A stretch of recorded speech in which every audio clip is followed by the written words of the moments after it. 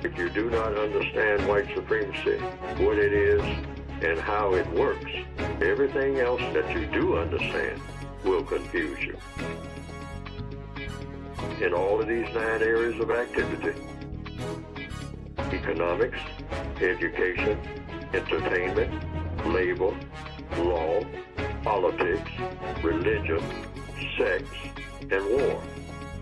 Anywhere on the planet, minute by minute, day by day, all of the time, all of the time, all of the time.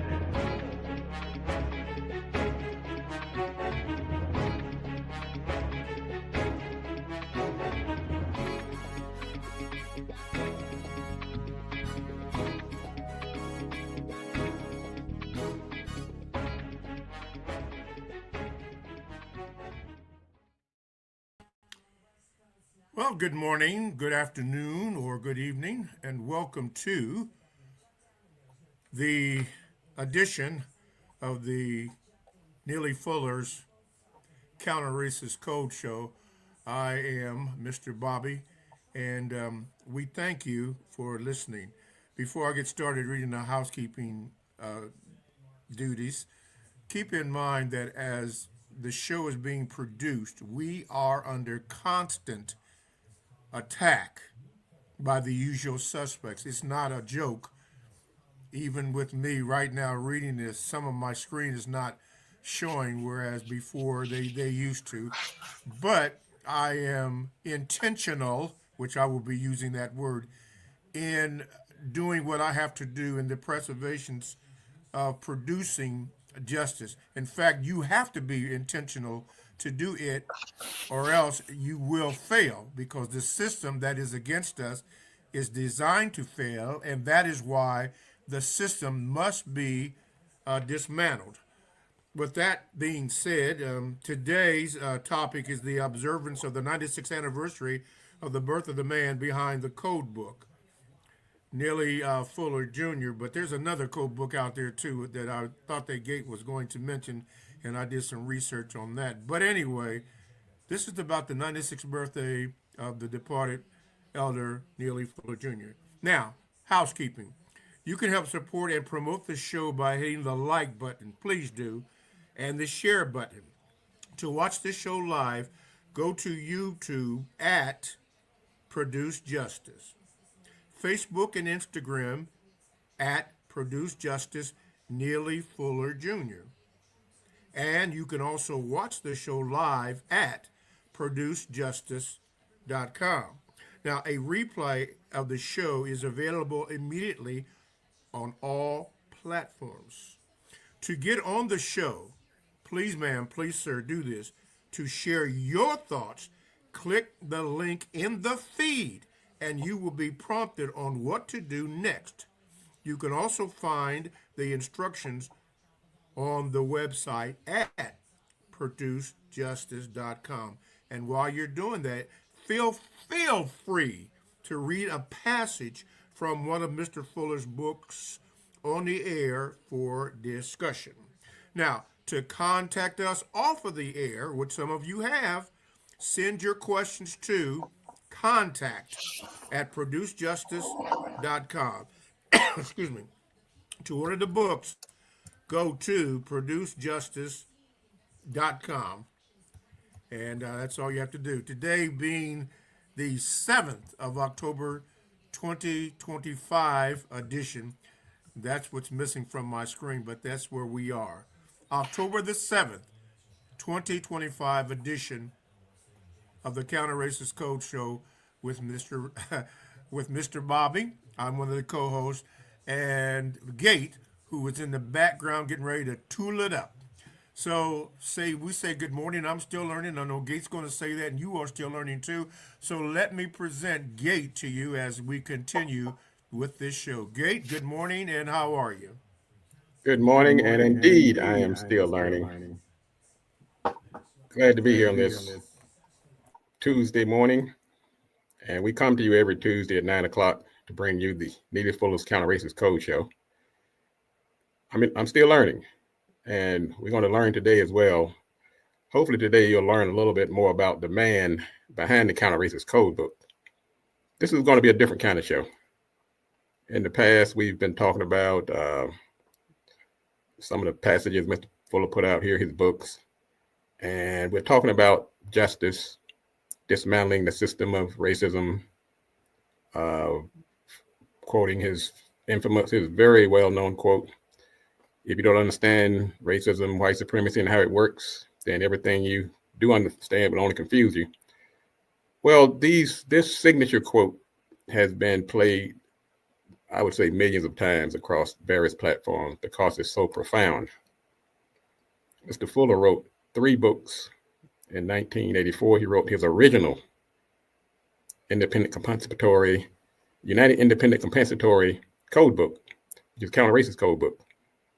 And then in 2010, he wrote the Word Guide to give us some guidance on words to use, phrases to avoid, providing context. And then in 2016, he wrote his expanded edition of the code book. So today, what we're going to do, we're going to let you get behind, instead of turning the pages of the book, we're going to turn the pages of Mr. Fuller's life. Who is this great man? Who is this master storyteller?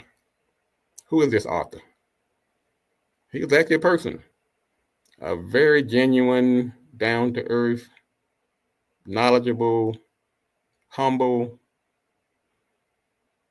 I had the pleasure of getting to know him as the producer of his Blog Talk show for 5 years. Before that, I was working with Produce Justice, helping them get the books out and working behind the scenes.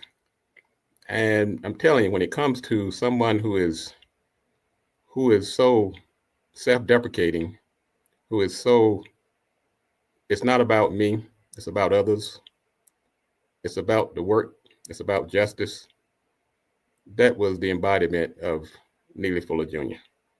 So today, feel free to join in if you have some acknowledgments, some personal stories, how he may have impacted your life. Then this is what this show is about today. I'm going to start out the show by we're going to be playing videos throughout the show. The good thing about this show is you're not going to just hear us tell the story. You're going to hear the story from Mr. Fuller's own mouth, his own words, on some of the things that he has experienced. He's going to tell us about his dad, about his mom, about his wife, about his military service, his dad's businesses, what inspired him to write the books. And if we have time, we're going to actually play a clip from his final show the final show that he did publicly on Blog Talk on December 17th, 2024. So let's get into it. Let's start out with one of his, he talked about his dad. His dad was a business owner, and he talked about why he left Muskogee, where he was living, and he was raised. So let's start I'm going to pull the.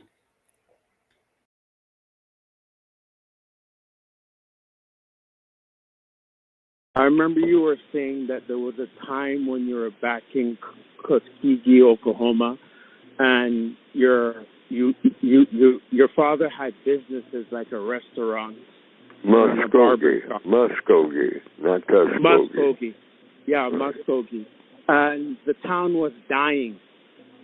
And I wanted to know, was your father still alive when the town was dying, or did he already pass? And what did you do to compensate when the town was dying and then you had to go and join the military in order to support yourself?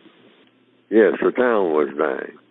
Yeah, and then you had to join the military in order to support yourself. Was your father still alive? And then no. Okay. No, he died. He died at the same time during the same period that the town was having its worst period ever. And what did you do to compensate? I heard that you had to join the military. Yes, I compensated by joining the military. I no longer had an income that would sustain myself and the people that was working for me under, the people that were helping me running the business. But the business couldn't run on empty. Meaning what? You have to have customers that could pay you. My customers could not pay me because they weren't making money. So they were coming in and eating and sleeping and whatnot on credit. They had been doing that for some time. At the time my father died, trying to hold the black side of town together. But how do you do that?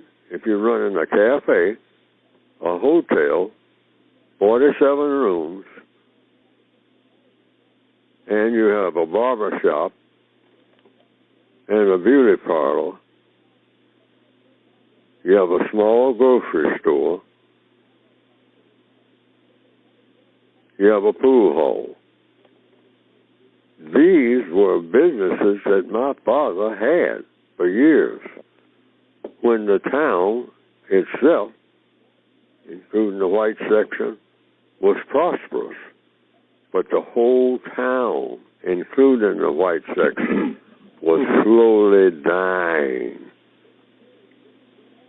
It was slowly dying. For anybody that went there, that wasn't a place of great opportunity, like it had been when my father got there from Arkansas by mostly walking and riding freight trains.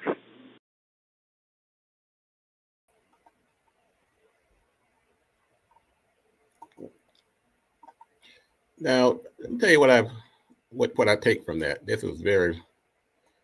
Sometimes you wonder why you're attracted to people and why you end up in their circle. Mr. Fuller's dad was a business owner. You hear that? Cafes, barbershops, movie theaters. It's like Mr. Fuller's dad created a little mini Black Wall Street in Muskogee. And so that's a little part about people, a little part about Mr. Fuller and his lineage that many people didn't know about. That and it's really personal to me because that's what I do for a living, help people start businesses and grow businesses. So I found that very poignant, and I thought it was worth mentioning. Mr. Bobby.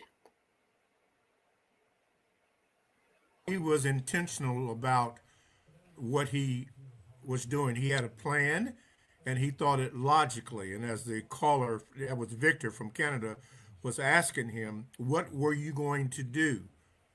And you see, by logic, he decided that he would join the service to sustain himself, because, like he indicated, the people needed to, buy products and support the business, but they couldn't because they were without an income. So he made a logical decision. He was intentional on using what he had. So he joined the service, and later on we would discover that he was what the Air Force and Army, not at the same time, but he had done that. So yeah, that's good. Before I give it back to you, Gate, let me acknowledge Satch7. Thank you, Satch. You've been with us all the way. Mo Fax, send that thing to me again because I don't remember getting it. And Terrace Martin, right there, Grand Rising to you and to everybody else. Go ahead, Gate. Thank you, Mr. Bobby. I think another takeaway from that passage was that many people in our community joined the military as a way of sustaining themselves because other opportunities in the private sector, in many cases, they were non-existent. And also many people joined the military to get education, learn trades. And so Mr. Fuller, once again, was the embodiment of the experience that many non-white people were going through at that time and continue to go through. We're going to keep it moving. Now, Mr. Fuller also talked about his time doing segregation and the experience that he had when he left the military. He came home from the military to visit his dying mom, and he tells this story about how he encountered blatant rank racism in something that should have been a special time of peace and, average people for somebody who was, a system of justice. This would have been a time to sit down on the train and reflect and be at peace. But that just tell you the viciousness of racism and how he continued to experience it throughout his life. So hang on, we're going to bring up another passage from Mr. Fuller, his own words.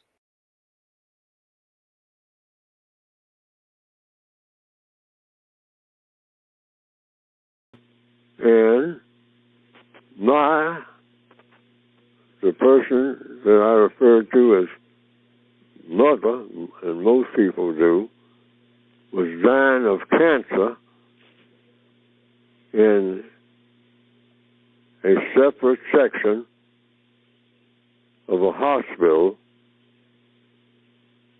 in Arkansas. I was sent on emergency leave in the Air Force. This is after my Korean stint. This is in another branch of service.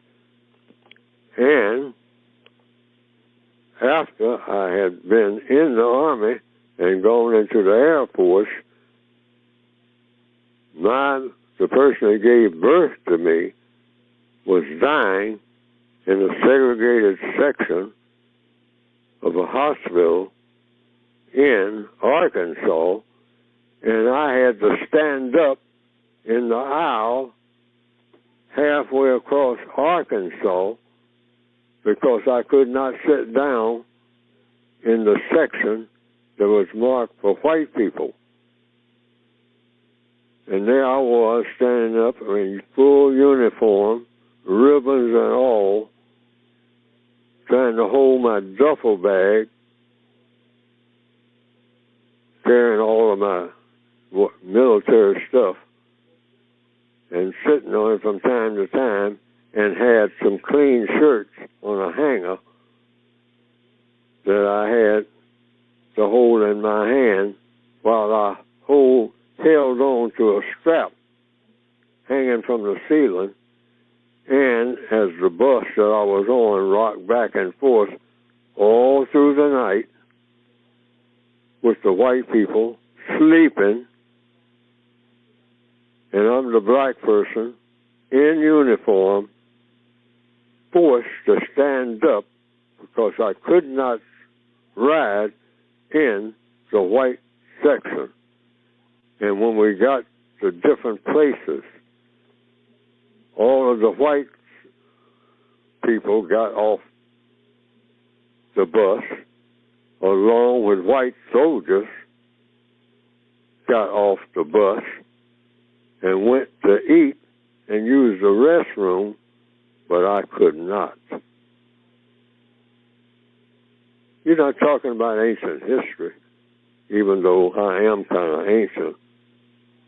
But I'm not talking about the old South has been told to me. I went all through that. All through it. Yes, sir. I went. And I'm talking about during World War II, after World War II, before World War II. I was born in 1929.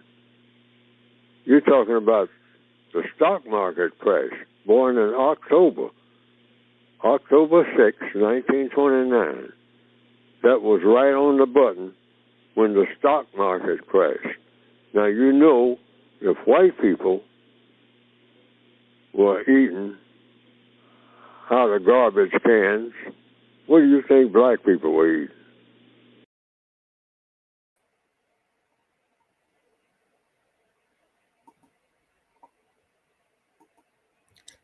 That final statement was pretty powerful. He said if white people were eating out of trash cans during the Great Depression, you can only imagine what black people were eating. Now, a couple of things from that. This points to the diabolical scheme of the white supremacists and the racists to erase history. But we have Mr. Fuller here reminding us in very vivid terms of how preponderant it was this man's trying to go home to see his dying mother in uniform, having served in 2 branches of the military, not just one. And this man can't even sit down. He can't even get off the bus and go to the restaurants that his white peers, fellow soldiers, were enjoying. So you're starting to see why Mr. Fuller was. He's going to talk about why he wrote this book, but you see that the case is starting to build up in him, that this injustice was everywhere. It was omnipresent. Mr. Bobby. Glad you pointed that out, Gate, because I was doing some more research this week, and I've been focusing on the word intentional. And one of the things that they have been trying to do was erase our memories in all the areas of people activity. And one of the tapes that I've read and reviewed and listened to, and I implore that all the people who are listening, I know that all of you won't, but when you get a chance, please listen to the message that Malcolm X had called A Message to the Grassroots. It explains everything that we are experiencing right now, and it is to come. See, racism is intentional in the mistreatment of us. It's intentional. So we have to do as the Japanese do. They studied the Americans and what they were doing. And we have to study them to know what to do and what not to do. That means we have to be intentional. That's right, you heard it. Intentional in what? In dismantling the system of racism, white supremacy. In order to do that, you must, as Mr. Fuller said, know what it is and how it works. If you don't know what it is and how it works, then trust me, you will only be confused, as most of us have been. So we have to be intentional in dismantling this. Gate? Thank you, Mr. Bobby. And you're exactly right. Mr. Fuller was very intentional, and he wanted us to see. He left these words behind intentionally for us not to forget. One thing about history, those that forget it live to repeat it. He also reminded you weren't going back hundreds and thousands of years. He said this happened during my lifetime. This was fairly recent. And for those just toning in, today we're remembering Mr. Neely Fuller Jr. His the 96th anniversary of his birth was yesterday, October 6th. And he also reminded us that was the same day the stock market crashed, October 6, 1929. Boy, life just is just imagine how things just happen. So Mr. Fuller continued to tell his story. So we're flipping through the pages of Mr. Fuller's life. We're not celebrating. Mr. Fuller, he actually had a thing about celebration.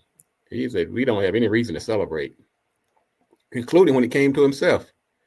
I was talking to Mr. Fuller's son this past Saturday, and I told him we were going to be doing this remembrance of his dad. He said, I think that would be nice. He said, but my dad had this saying that you don't really have a birthday. You can't have a birthday after you only have one birthday, basically. That's the day you were born. He said that was kind of one of his little stories he would tell his son. What do you mean it's your birthday? No, you were born X number of years ago. That's why I said today we're recognizing the anniversary of his birth, which took place on October 29th. I'm sorry, October 6th, 1929. He left us and went to join the ancestors on February 1st, 2025, which was earlier this year. And we're going to be adding some of our own stories as we go through this show. Mr. Bobby was the co-host for Mr. Fuller many years on Talktainment and on Blog Talk. I myself was a producer and engineer of the show on Blog Talk for 5 years, and I worked with the Neely Fuller family and the organization Produce Justice. So we're here today to let Mr. Fuller tell his own story, and I'm going to put up another passage. He's continuing about some of the racism he encountered over the years. Let me get Mr. Bobby back on here quickly. Hang on there, Mr. Bobby. Go ahead, Mr. Bobby. Okay, yeah, and I'm glad you brought that point up, Gate, because Mr. Fuller wanted us and want you, that's me and you, to not worship him. He said, follow the logic. The logic. If you're going to do anything, follow the logic. Do not worship him or anybody else. And as far as the birthday is concerned, I think I got that from him, because you do only celebrate really only our birth one time, but you breathe every day, so it could be appropriate that you can say, which we don't, if you feel to do that, happy breath day, because you breathe every day until you don't. There you go, Gabe. Well, even with that, Mr. Bobby, Mr. Fuller gave us VGQ. So he's saying, as a fellow victim, you have the right to approach life, administering justice, the way you feel is the most appropriate. So even though some people still say happy birthday, I'm sure he's not going to hold that against you, because he did give us almost a carte blanche with VGQ, Victims Guaranteed Qualification. What I'm going to do is put up another video from Mr. Fuller where he talked about some of the things he incurred as a victim of racism and white supremacy. So hang on a second.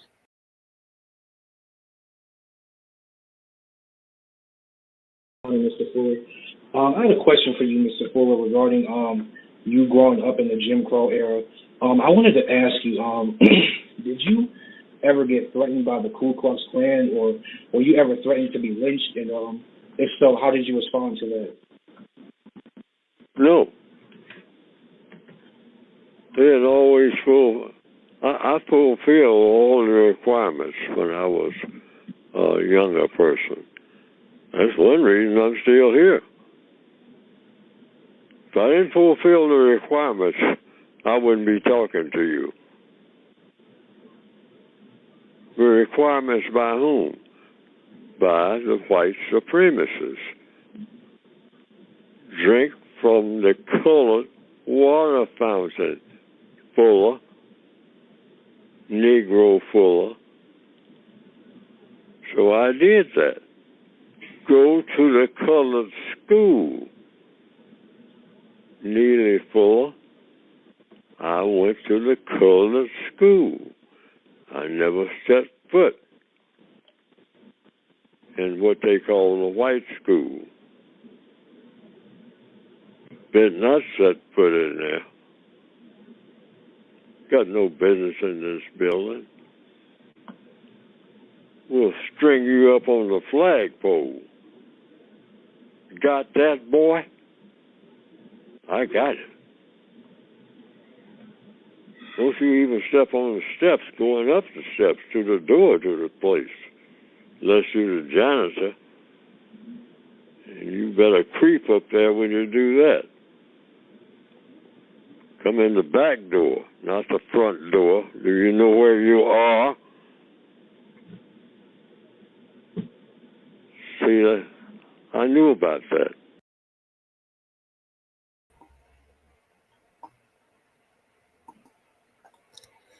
Another thing about that passage, Mr. Bobby, when I hear some of the young people nowadays talk about how they would have responded differently if they were back then, you've heard them say it, man, they wouldn't have done that to me. If I was, they wouldn't have made me walk on the sidewalk. They wouldn't have made me drink from a different water fountain. Well, unfortunately, if you're so big and bad and bold, well, you have your chance once again. Because right now, the racists are working overtime to take you back to that era. They are working 24/7, 365 to take you back to that era. You might still share the same water fountain and walk on the same sidewalk, but other opportunities are being stripped away as we sit here on this show today. So that's another reason I think it's important to go back into history and to bring us to the current and let Mr. Fuller tell his story from his own lips. And you can tell Mr. Fuller is starting to get a little, he started hearing his voice. He's not feeling this. He's like, at some point, like most of us, like all of us should be, we have to find a way to do something about it. Mr. Fuller wrote his books. Mr. Fuller educated us. Mr. Fuller wrote a counter-racist code show. Counter-racist code because he felt that the racists had a code that worked every time, and it was being used to administer injustice. So he felt it was necessary to write a counter-racist code to dismantle this system of racism, white supremacy, and injustice. Mr. Bobby. A complete agreement, with that, because again, Fuller was really ahead of his time, but he was intentional, and I'm going to use that word again, on what he knew to be correct. He was using evidence, facts. In other words, he told the truth, what we should be doing, tell the truth, and not showcasing in any area, racial showcasing or whatever. We must be intentional in following the logic, even if we don't completely understand that. But logic is truth. That's why we don't worship anything but that, because that in itself, if we do that individually and as a collective, will dismantle what's going on right and then replace it. That's important, to replace this system. To replace the system. That's right, Mr. Bobby. You're listening to Neely Fuller's Counter-Racist Code Show with Mr. Bobby and I'm Gate. We're going back through the annals of time, bringing Mr. Fuller's life from when he was born, talked about his dad's business ventures, how he tried to get to visit his mom while she was dying, and the terrible experience he had. Couldn't even sit down on the bus to grieve properly, couldn't go to the restaurants as his fellow white troopers were on the bus with him. So Mr. Fuller was wanted to share this information so that we don't forget. Now, Mr. Fuller also had he had a little humor because he had experienced so much in his life. He went over to Korea and fought in the war. Somebody asked him about, has he ever, what frightened him the most? And he went on to say, well, it wasn't what happened in Korea. It happened right here in these United States. Let's hear another passage out of Mr. Fuller's mouth.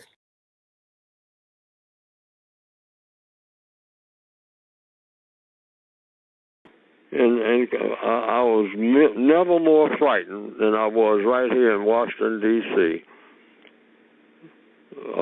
just a few steps from my apartment, the apartment that I occupy. And about 6 o'clock in the evening, 2 black guys came up from behind me, and one of them was in front of me. And one of them said, the one behind me said, turn around and face the street. And he had the gun in my side. And I said, oh my goodness. Yeah. I mean, I'm in danger. And it was 2 black ladies standing there just a few feet away. That's why he wanted me to face the street so nobody could see the gun. Yeah. Okay. And it looked like 3 black guys standing there having a conversation. Uh-huh. That's what it would look like to a passerby. Because there's 2 black ladies just a few feet away. And I said, it's broad daylight. I said, these guys are high on something. And the one in front of me, his eyes were dancing. So I said, oh my goodness, I'm going to lose my life right now. I said, these guys are high, and they're desperate. Well, they wouldn't be doing nothing like this right here in front of everybody. All right. But they did. I took out my wallet and gave it to them. And in the process of trying to get to it, I dropped my gloves. The guy in front of me, he picked up the gloves. And I started to say, "You really are a mess." I started to say something like that. I said, "No, I keep my mouth shut. I'm going to die right here." And I looked around and, people were passing by and whatnot. And I said, "I'm going to die right here. And I don't have my book out. There's so many things I want to do. And, man, now I'm going to die right here.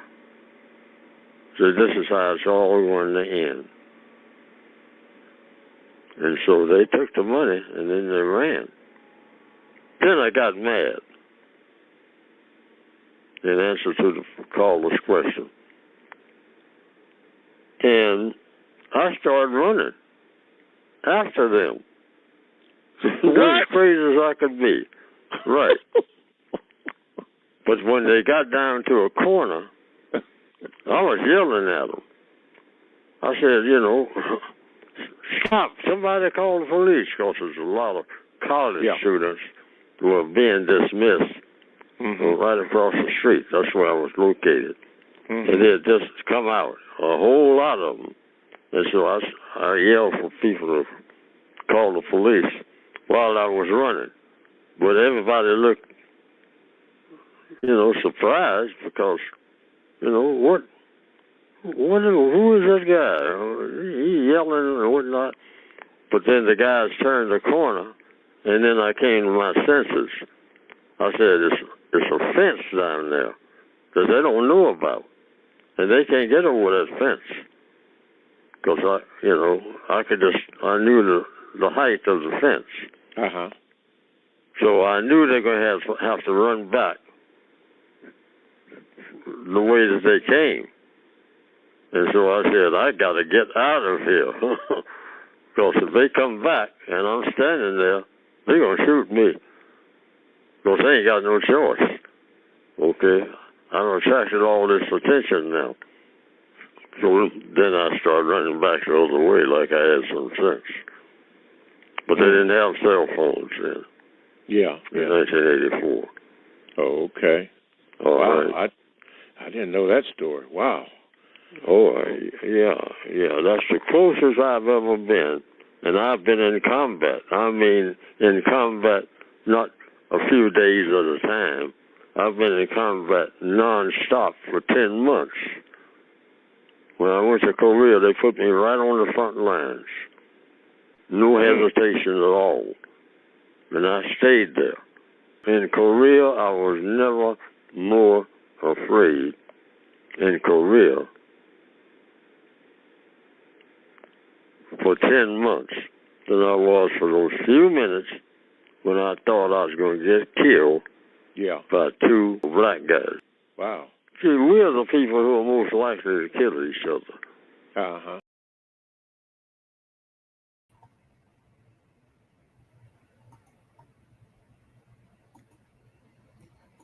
This was an interesting story.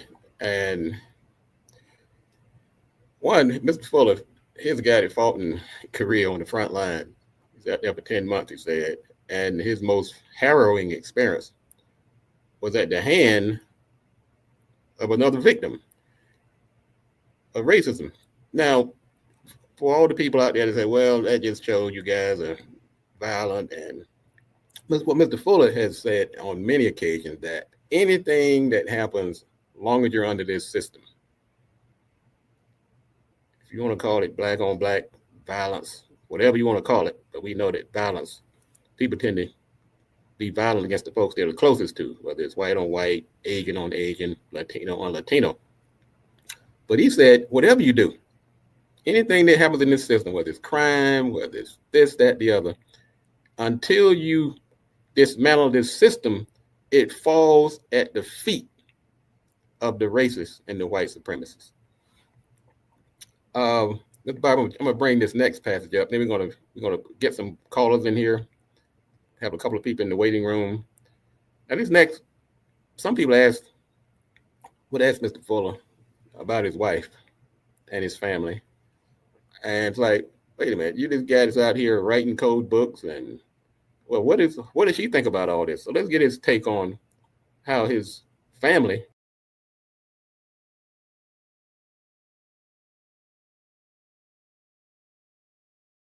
Fuller, can you briefly talk about when you found your partner and you got married? Was this before, or after you came up with the compensatory concept?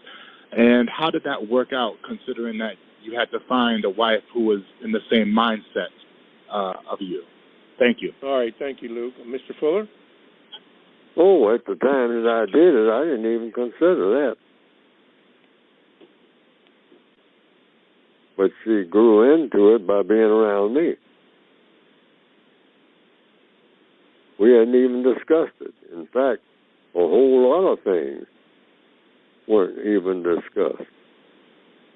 These are ideas I came up with after I got into the arrangement. Okay. And you know, everything that's in the code book came after that, for the most part. I mean, other than most of the seeds of the idea and a whole lot of scattered notes.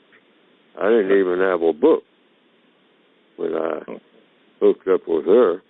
Yes, sir. Okay. My book came out in 1984. That arrangement was made in the 1950s. Oh, okay. Me and her. All right. Oh, okay. Thank you, Luke, from the Bronx.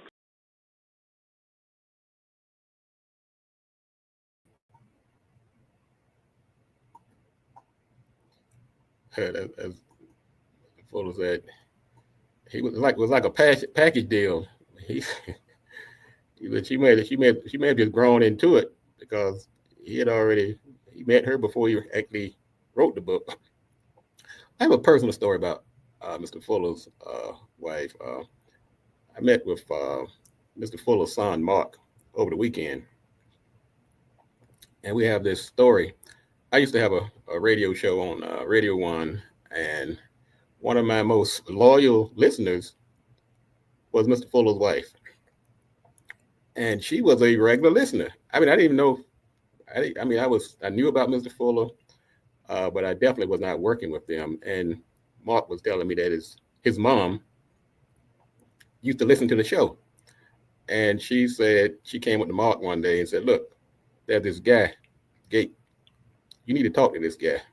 This guy can help you guys, what you're trying to do. And it also talks about how when you, like Mr. Fuller say, the way you're already going.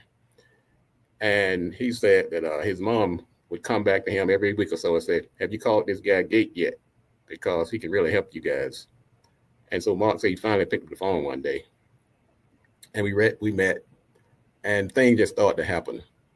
He even said, Mr. Fuller, Mark's dad, said that he said my involvement in them reminded him of Martin Luther King and this white Jewish guy who was put in place to kind of help propel his movement. So sometimes your calling and your alignment, your purpose, things are lined up for a reason. I did not go out seeking to be involved with Mr. Fuller, but the stage was already set. So Ms. Fuller, Mr. Fuller's wife, she's responsible for my being really sitting here today, sharing this information and introducing me to this great man, Mr. Neely Fuller and the Fuller family. Mr. Bobby.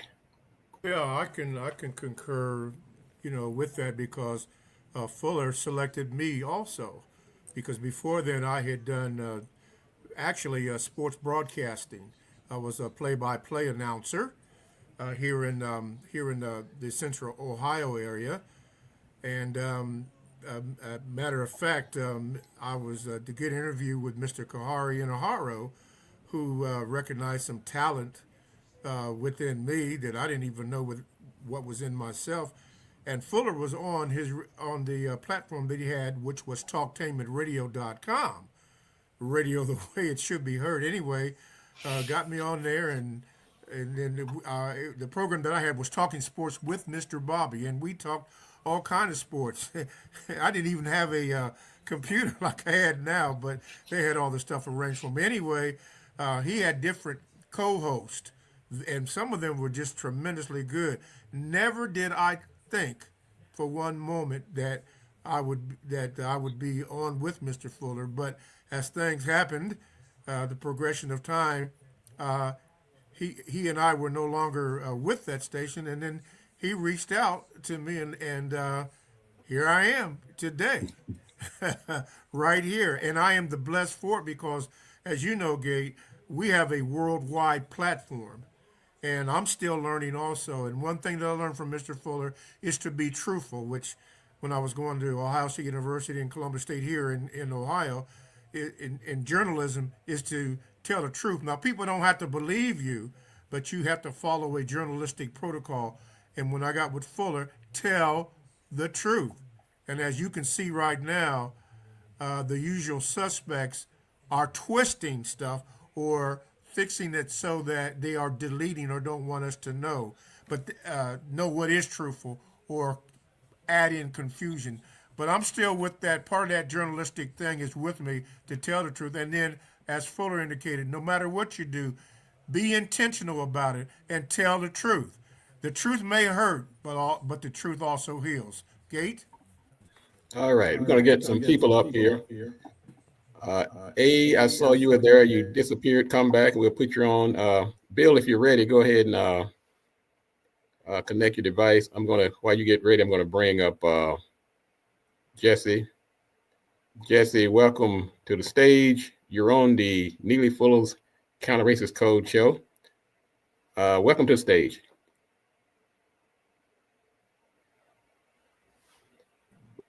Yes, Grand Rising. Grand Rising. I'm still learning like the rest of us.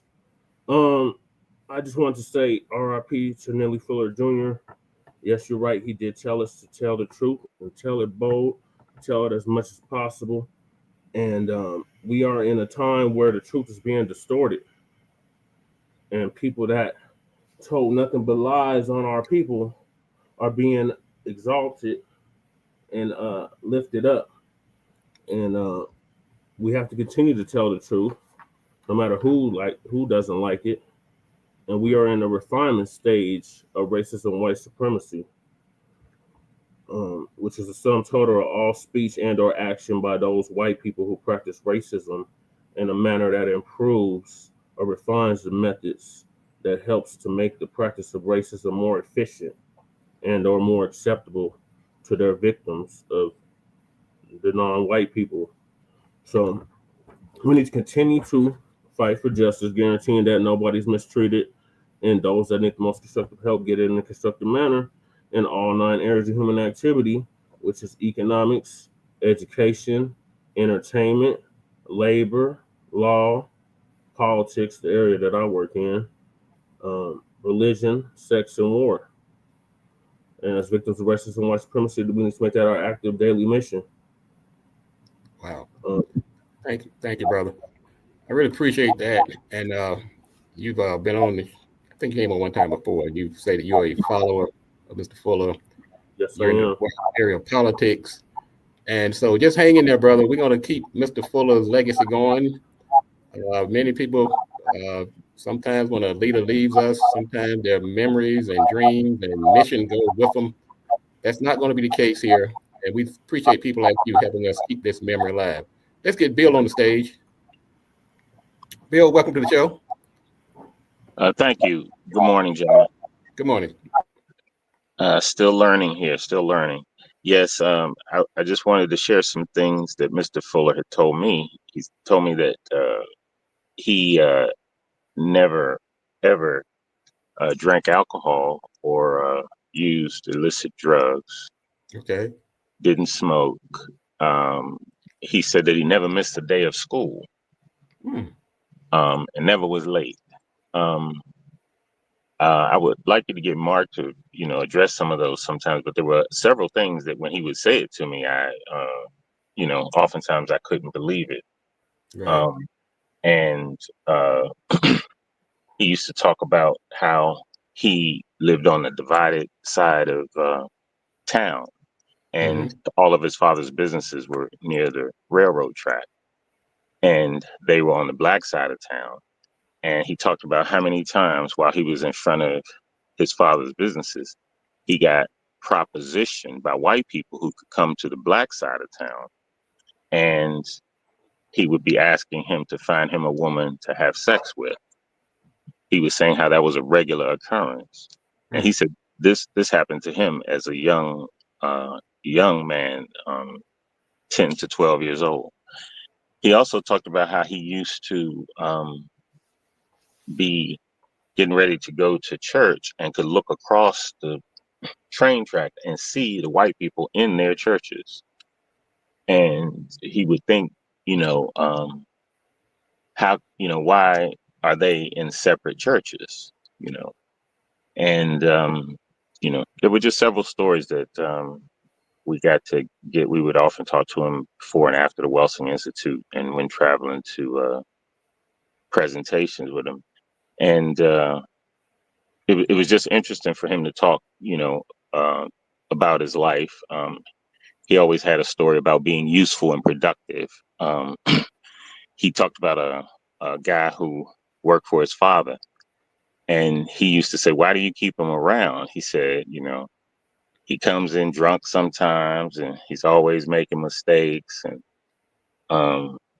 he said Fuller had a litany of problems with the person, and he said that his father says, "Well, he's always here. He tells me the truth, and he doesn't steal."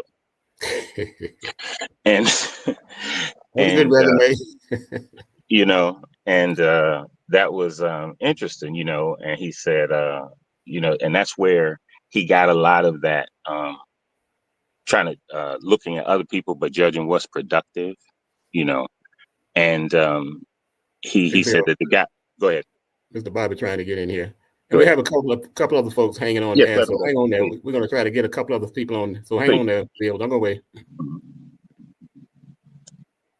Mr. Bobby. About was that person that he was talking about was Jalopy, and if you could find that tape, Gate, put that on so everybody could know the story about Jalopy that Bill was talking about. Quickly, just shout out to Aaron Linton from Spain, LS, Mac 285, Twin Pyramid, and Shay Nukara, if I said it correctly. And just got in was Raymond Tarpley. We don't have time to mention everything that was being said. Cloud, Neely Fuller, Francis Amos. There's so many people in the chat room, but we just wanted to acknowledge that. Gate? All right, thank you, Mr. Bobby. What we are going to do is put up, we have Joe in the room, we have A in the room. Joe, welcome to Neely Fuller's Counter Racist Code Show. Your remarks, please. Unmute yourself there, Joe.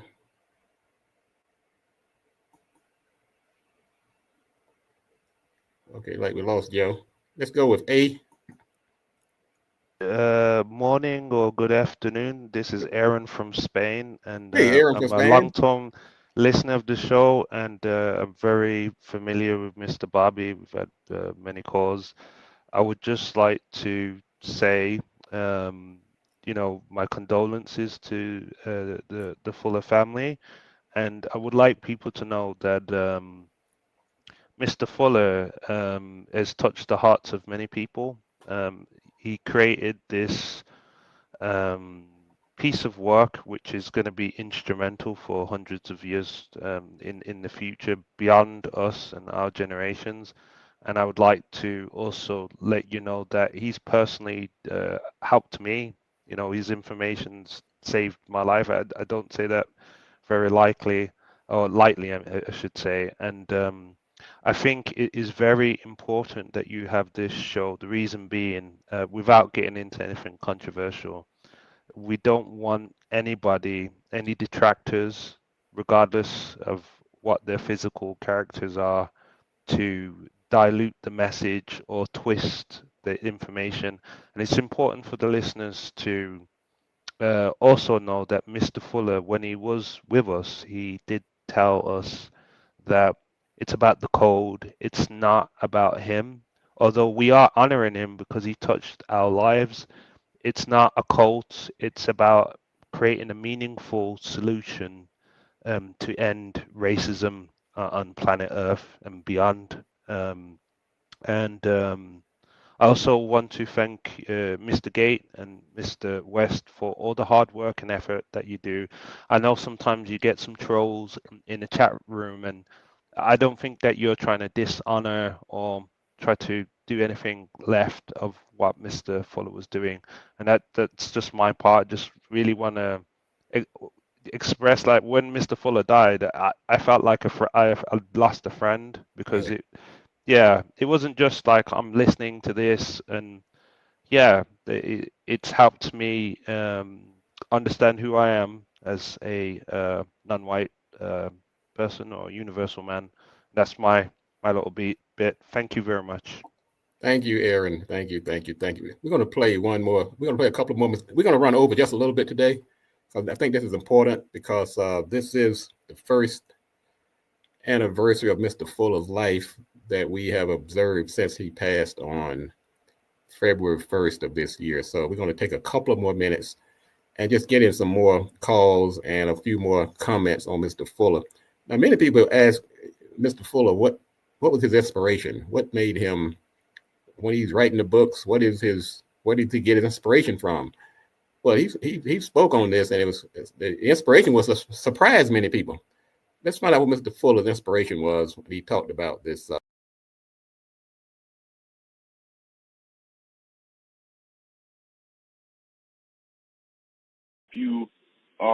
If you can remember any artist that you've enjoyed listening to, who you feel like made counter-racist entertainment. Yeah. That's an excellent question. Have I heard anybody or anything that helps me to think constructively? Yes. I've heard birds sing. And I've gotten constructive ideas about what to put in the book. Sometimes the sound of a waterfall. And I've been next to waterfalls. And I think about things that are constructive. And sometimes I don't think about anything much at all, which means I'm not thinking constructively.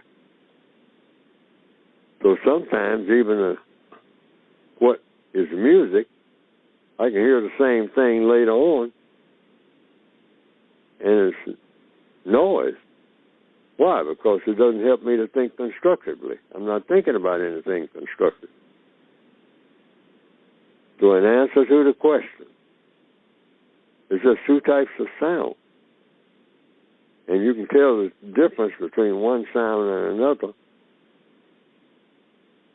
Like I have written some of the best things that I have in the code book while listening to one of my favorite recordings, which is Frank Sinatra and a person named Joe Bean. I can listen to that record and write code very well. And there are other records that I don't listen to anymore because they don't inspire me. Something about the sound to think constructively. And they'll say, well, you listening to Frank Sinatra? That ain't black. No such thing as black sound. People call it that. You can call it that. You can say the sound has a core. It's just sound. And it's either music or noise. depending on how it affects you when you hear it.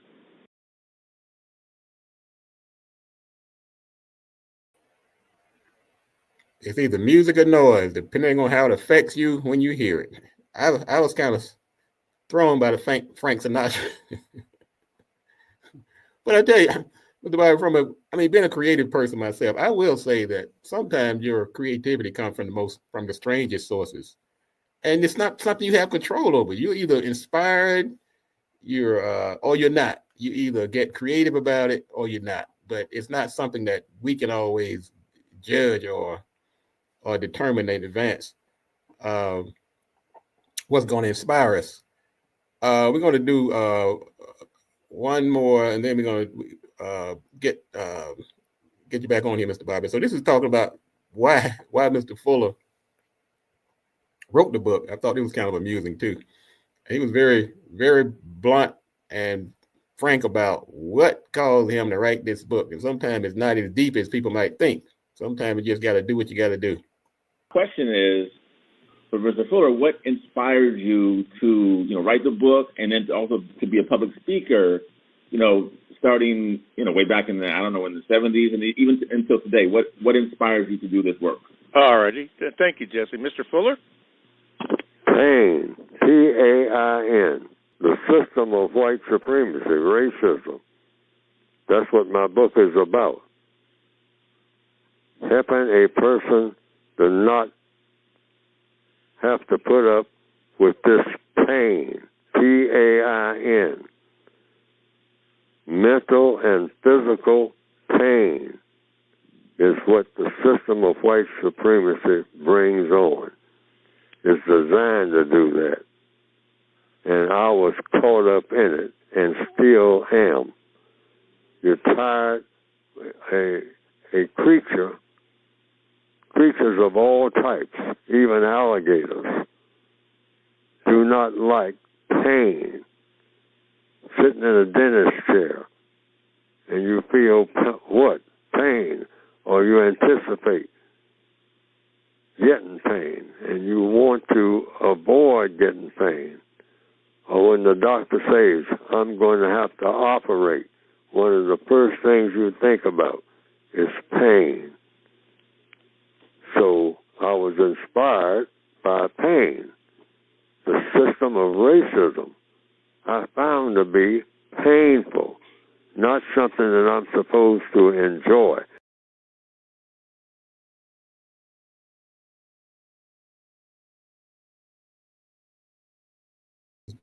He was like, Mr. Fuller said, look, I have a selfish motive for writing this book. I don't like being in pain. And racism and white supremacy is painful. I see a comment here from the chocolate box. He said, just wanting to weigh in on how much it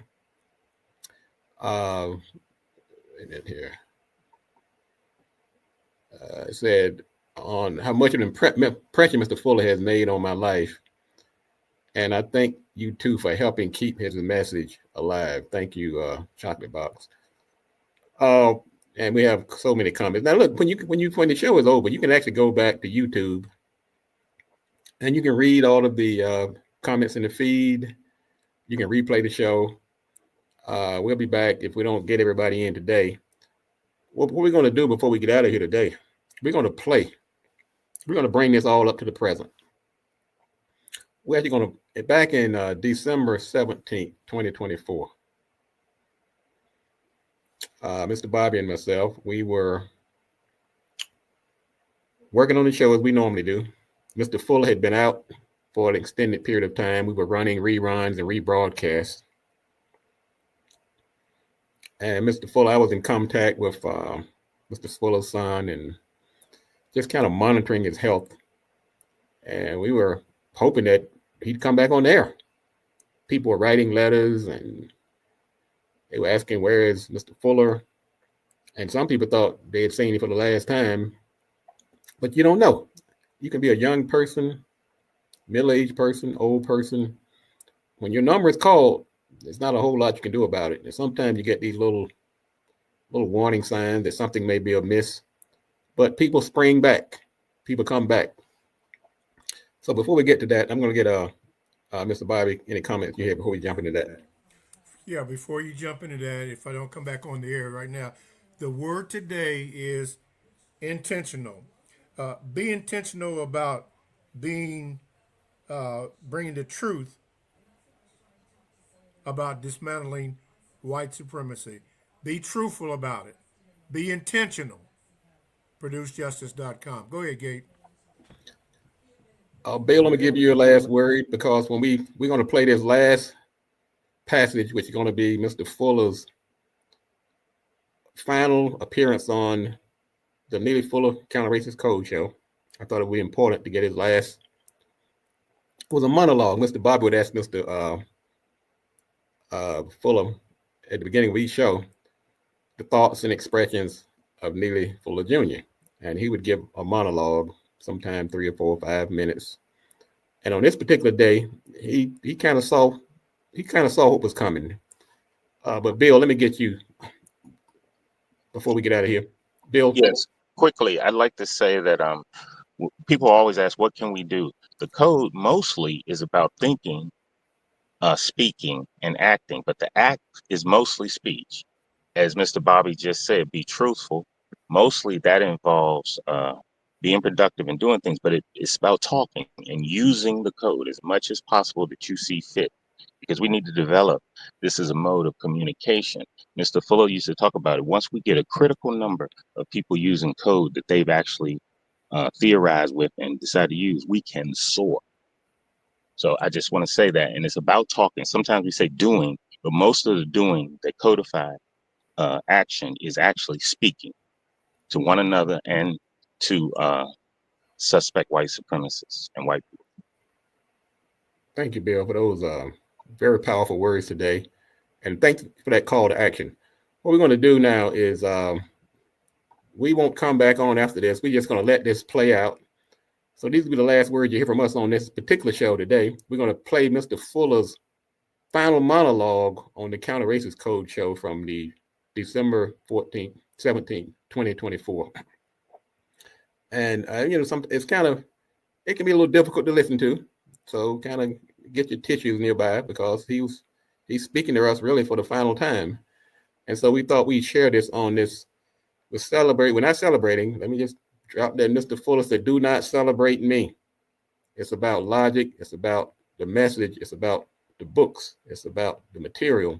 It's not about celebrating not only him, but don't celebrate anybody. So we're not celebrating today, but we are remembering and honoring this great man who left these 3 books for us. And this is his final appearance on the Neely Fuller Counter-Racist Code show, which is broadcast on Blog Talk on December 17th, 2024. So hang on a second there. Let me get this up.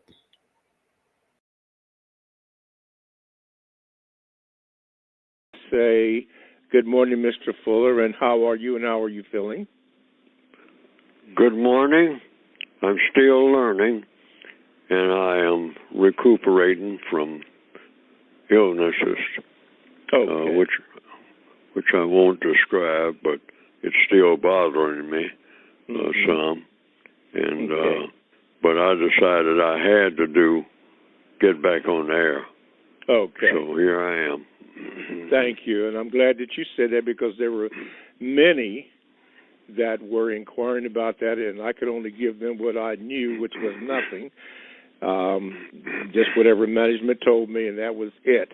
But you had many, many calls. As a matter of fact, I stayed online for about 2 hours just fielding calls, because people were greatly interested in what was going on. And being truthful, I just told them that I did not know, but, to hang on in there, and we'll see what's happening. So good to have you back on the air again. You were missed by many. Okay, it's been a couple of weeks. So, Mr. Fuller, we have a situation, or a little section that we call the thoughts and expressions on the mind of Neely Fuller Jr. Mr. Fuller, being today as the 17th of December, 2024, what is on your mind that you would like to discuss with the audience? We're going into a new year, 2025, and I would like to see it, starting right this minute. All of the people who are causing death. This is not the solution. And that should be clear to everybody by now. To settling whatever problems plague everybody throughout the entire planet. This stacking up bodies, stacking up bodies, stacking up bodies. Everybody, well, hey, no more talking. Let's kill. Kill, kill, kill, kill. Kill in the churches, kill in the church schools, kill everywhere. Just kill. You're dissatisfied with something, kill everybody, including yourself. Just kill. That's the solution to everything. This life is rotten. Well, why is it? You better believe it is. But why is it? It's all what they call, slang expression, man-made. So I want to talk about going into the next year, solutions. But that's the first thing. Or even if we don't stop it, just keep on talking about stop the killing, first of all, and then sooner or later somebody got to come to the table and sit down and talk anyway. Logic says that. And we should all have the intention of being in the business of producing justice, which means nothing but just help all the people who need help the most, and don't mistreat anybody in the process of doing so. But now there's so much evil, it's so overwhelming. It spills over right into church services and temple services and mosque services. Killing, killing, killing, killing. Go over there and kill them. There's enough of them over there assemble. Body counts. That's what we love. Mm-hmm. But we're going to have a lot more of that from what I see. But keep on keeping on anyway. Mm-hmm. It's going to get... If you do not understand white supremacy, what it is, and how it works, everything else that you do understand will confuse you. In all of these 9 areas of activity: economics, education, entertainment, labor, law, politics, religion, sex, and war. Anywhere on the planet, minute by minute, day by day, all of the time, all of the time, all